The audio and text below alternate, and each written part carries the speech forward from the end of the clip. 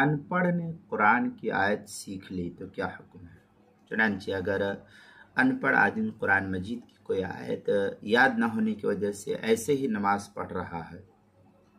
اور آخری قاعدے میں تشہد کی مقدار بیٹھنے سے پہلے کسی سے قرآن مجید کی کوئی آیت سن کر یاد کر لی،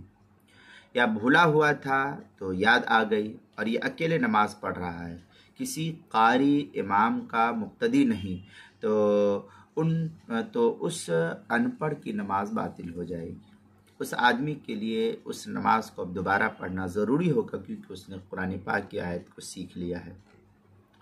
دور مختار میں ہے وَلَوْ وَجَدَ الْمُنَافِي بِلَا سُنْعِهِ قَبْلَ الْقُعُودِ بَطَلَتْ اتِّفَاقًا وَلَوْ بَعْدَهُ بَطَلَتْ كَمَا تَبْطُلُ بِقُدْرَةِ الْمُتَيَمِّمِ۔ اس طریقے کے الفاظ جو ہے آگے ہے وَتَعَلُّمُ أَيْ أُمِّيٌّ آیَةٌ أَيْ تَذَكَّرُهُ أَوْ حَفِظَهُ بِلَا سُنْعٍ۔ یہ دور مختار مع شامی کی عبارت ہے، جلد نمبر 1 صفحہ نمبر 607، باب الاستخلاف، جو HM سعید کراچی پاکستان کا چھپا ہوا نسخہ ہے۔ دوسری صورت یہ کہ اگر قاری امام کا مقتدی ہے تو نماز باطل نہیں ہوگی، قاری امام کا مقتدی ہے تو اس صورت میں نماز باطل نہیں ہوگی۔ چنانچہ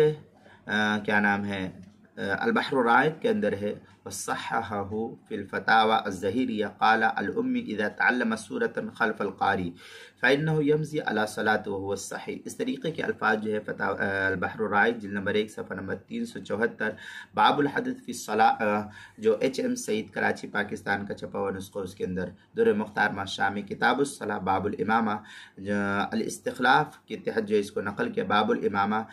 کتاب الاستخلاف جلد نمبر 1، فصل فی الاستخلاف جلد نمبر 1 صفحہ نمبر 607 608، جو HM سعید کراچی پاکستان کا چھپا ہوا نسخہ، اس کے اندر نماز کے مسائل کا انسائکلوپیڈیا جلد نمبر 1 صفحہ نمبر 188، حروف تہجی الف عنوان ہے ان پڑھ نے قرآن کی آیت سیکھ لی، اس کے تحت جو اس کو نقل کیا گیا وہاں دیکھ سکتے ہیں۔